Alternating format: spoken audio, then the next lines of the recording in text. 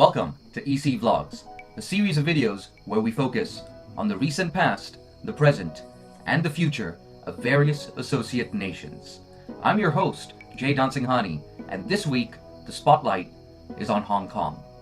And what better way to start than the 30th of October 2019 at the T20 World Cup qualifiers in the UAE.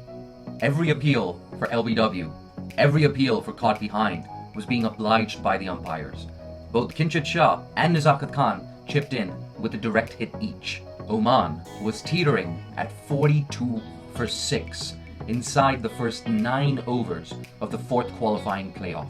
After losing their first 3 games of the qualifiers, Hong Kong won their next 3, and a win against Oman would have propelled them into the big dance.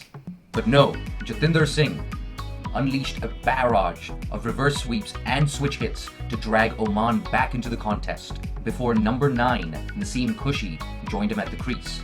The pair pummeled 50 runs in the last 3 overs to drag Oman back into the contest. What should have been a chase of around 110 turned into a chase of 135.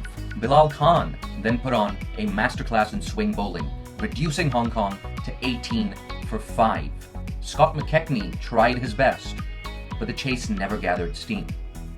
Hong Kong fell 12 agonizing runs short of their World Cup dream. There were other teams that missed out on World Cup qualification, but there's a strong case to be made that it hurt Hong Kong more than it hurt any other team. You see, the loss against Oman was yet another chapter in a never-ending tale of misfortune for the East Asian nation. In February 2017, Hong Kong hosted the Netherlands for 2 one-dayers as part of the World Cricket League Championship. They lost both games narrowly by 5 runs and 13 runs, respectively. Had they won either of those 2 games, they would have finished first on the World Cricket League Championship table, earning their spot as the 13th team in the ODI Super League. Since then, Hong Kong has lost ODI status at the 50-over World Cup qualifiers in 2018 and failed to recapture ODI status at World Cricket League Division 2 in Namibia.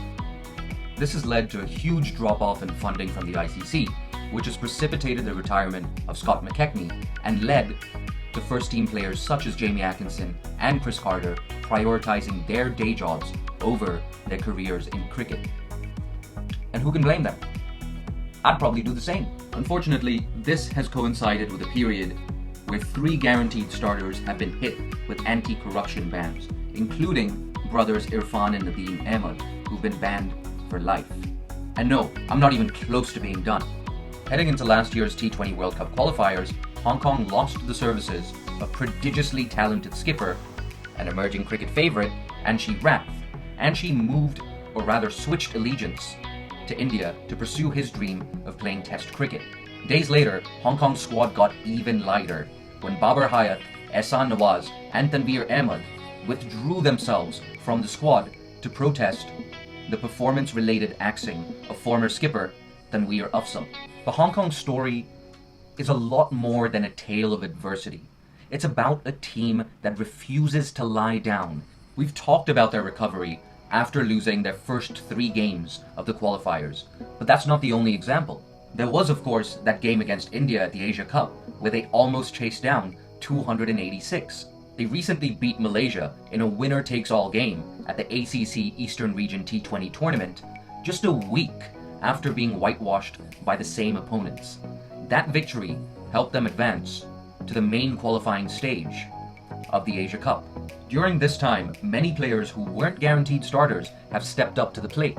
Vice-captain Kinchit Shah has taken his game to a whole new level. He's never been fitter, he's scoring runs like he's possessed by the spirit of Anshi Rath, including back-to-back centuries in the Challenge League, and his off-spinners have just gone from strength to strength, and he often opens the bowling in T20 cricket. Left-arm spinner Aftab Hussain, all-rounder Harun Arshad, and opener Shahid Wasif also deserve a special mention for their match-winning performances in the last, half year or so. Interestingly, if it wasn't for these anti-corruption bans and the player revolt, these 3 may not have gotten the same opportunities that they've enjoyed. If Hong Kong can hold on to them, they could find themselves playing more regularly against higher-ranked associates and full members, just like they did not too long ago. In terms of their future in T20 cricket, there is, of course, a lot of COVID-19 inspired uncertainty over when and where the 2021 T20 World Cup will take place. But as one of the teams who've qualified for one of the two main global qualifiers, Hong Kong will be looking to right the wrongs of 2019. They're arguably a stronger T20 outfit than they were in September 2019. And just like they showed at the ACC Easterns, they can compete without their big names. The Asia Cup qualifiers won't be easy, with the UAE enjoying a resurgence of their own after their own issues with anti-corruption bans, and of course, the new emerging giant killers, Singapore. In terms of 50-over cricket, Hong Kong is currently placed second in the Challenge League Group B table, 3 points behind Uganda. They lost the hosting rights of the first round of Challenge League Group B due to political unrest. And guess what? The next round will be hosted by Uganda, who no doubt will be relishing the home ground advantage. But Hong Kong will be hoping to transfer some of their T20 form into the longer format. If Jamie Atkinson is available, it will add some much needed experience to their batting lineup and take some of the strain off the shoulders of Kinchit Shah. All in all, Hong Kong keep getting knocked down, but they somehow find a way to get back up.